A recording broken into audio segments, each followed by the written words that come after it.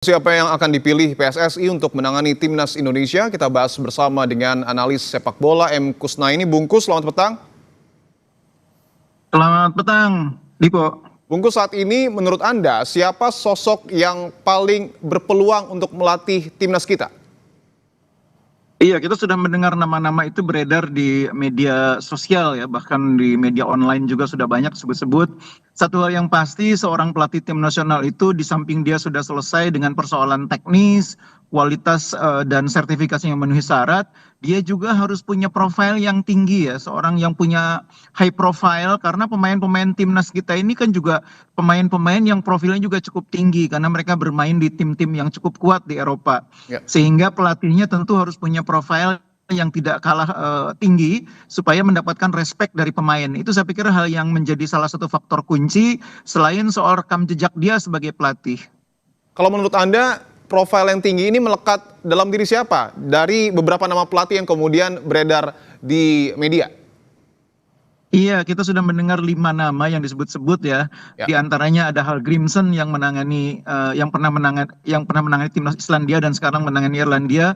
Tentu dengan CV seperti itu dia memiliki kualifikasi dan profil yang cukup tinggi untuk menangani timnas Indonesia. Begitu juga dengan Jesus Casas ya, yang pernah menangani timnas Irak, itu juga punya profil yang tinggi.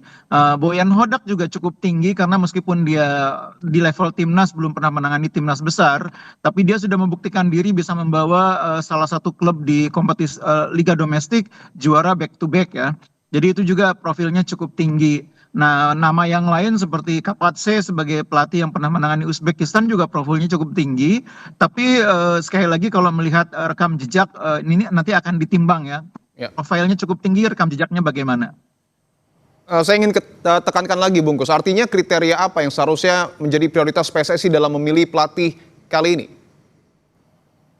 Nomor satu, tentu dia sudah selesai ya dengan urusan teknis ya. Dia orang yang punya kemampuan CV, rekam jejak, sertifikasi yang cukup. Yang kedua, dia punya profil yang saya bilang tadi, profil yang cukup Yang tadi tinggi untuk dibahas ya. disegani oleh pemain. Nah, yang ketiga, yang tidak kalah penting, ada kecocokan antara kebutuhan timnas, kemampuan timnas menggaji dengan target atau standar yang dia punya. Itu juga tidak kalah penting. 3 hal itu nanti yang akan menjadi penentunya. Oke, untuk nama Kapatze sendiri menurut Anda apakah cocok dengan karakter sepak bola kita? Ya, saya pikir masih memenuhi syarat karena dia punya pengalaman menangani timnas yang cukup kuat di Asia, Uzbekistan, dan dia juga secara prestasi juga cukup baik. Dan dia paham sepak bola Asia karena pelatih timnas Indonesia tentu harus paham sepak bola Asia. Karena nanti pada dasarnya kita akan bersaing di Asia dulu sebelum kita bicara Piala Dunia. Jadi Kapatse memenuhi syarat, tapi bukan berarti tentu satu-satunya yang memenuhi syarat. Yang saya bilang tadi, Ya. Boyan Hodak juga memenuhi syarat, kemudian juga Jesus Casas memenuhi syarat, begitu juga Nahal Grimson. Sehingga nanti akan dinilai dari wawancara, apakah ada kesesuaian dari segi angka, kesesuaian dari segi cara bekerja, dan seterusnya. Ada tidak, Bungkus, hitung-hitungan untung rugi ketika PSSI memilih misalnya pelatih dari Asia ataupun Eropa? Ya, yang pertama kalau pelatih itu berasal dari Eropa, dia tentu paham betul ya kemampuan pemain-pemain yang kita miliki di timnas sekarang dan terbiasa dengan gaya komunikasi pemain-pemain kita yang sebagian besar main di Eropa. Nah, masalahnya walaupun dia cukup tinggi profilnya, tapi dia tentu harus paham juga sepak bola Asia karena kita berkompetisi di Asia. Nah, menjadi keberuntungan tersendiri kalau dia berasal dari Eropa, tapi paham sepak bola Asia. Misalnya pernah menangani timnas salah satu di negara di Asia. Itu akan menjadi keuntungan tersendiri. Tapi balik lagi nanti ada soal yang tidak kalah penting, soal angka, kecocokan, dan itu nanti bisa mengubah persyaratan tadi. Kalau untuk nama Bojan Hodak sendiri, kan Bojan ini cukup sukses ya dengan Persib, back to back juara, kemudian juga cukup lama melanglang buana di Asia Tenggara. Apakah ini juga kemudian menjadi kandidat kuat untuk kemudian melatih timnas kita? Sebagai kandidat dia memenuhi syarat ya, seperti yang saya bilang tadi, rekam jejaknya bagus. Ya. Dia juga paham sepak bola Asia karena menangani timnas Malaysia U19, pernah menangani Persib, pernah menangani JDT, artinya selesai dengan persoalan itu. Nah, cuma mungkin akan nanti dinilai dari aspek yang lain. Apakah dia cukup tinggi profilnya untuk dihormati, disegani oleh pemain? nanti kan akan dibandingkan dengan calon yang lain. Misalnya Hallgrimsson yang tentu memiliki profil yang lebih tinggi dibanding Bojan Hodak. Masalahnya apakah Hallgrimsson dari segi kecocokan sesuai dengan kebutuhan kita dan sesuai dengan keinginan dia. Jadi banyak aspek menurut saya, bukan satu-satunya pertimbangan soal profil, soal prestasi, atau soal standar angka. Oke, bahwa PSSI juga punya kerjasama ya dengan Asosiasi Sepak Bola Belanda, dan kita tahu ada dalam tanda kutip kenangan kurang manis dengan pelatih asal Belanda Patrick Kluivert. Mungkinkah pelatih Belanda lagi yang akan kemudian dipilih PSSI? Tidak mustahil, karena di Belanda cukup banyak pelatih yang bagus juga ya. Misalnya ada Giovanni van Bronckhorst, dia punya kelebihan karena punya kultur atau latar belakang yang dekat dengan Indonesia. Itu juga akan memberi keuntungan. Dari segi CV juga Van Bronckhorst saya pikir lebih baik dibanding Kluivert.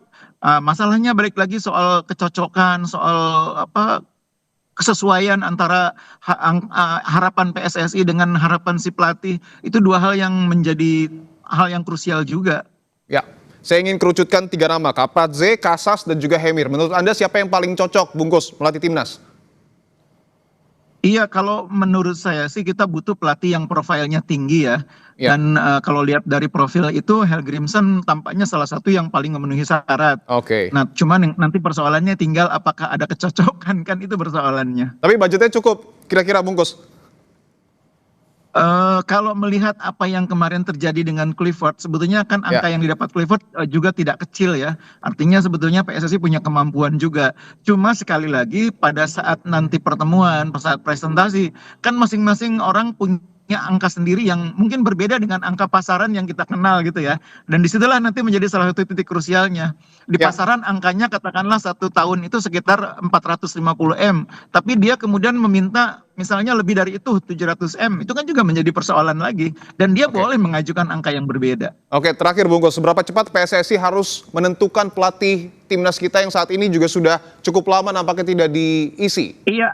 Setuju, harusnya tidak terlalu lama. Memang perlu waktu, tapi kalau bisa Desember sudah ada nama supaya tim bisa mempersiapkan diri untuk FIFA Matchday berikutnya di bulan Februari.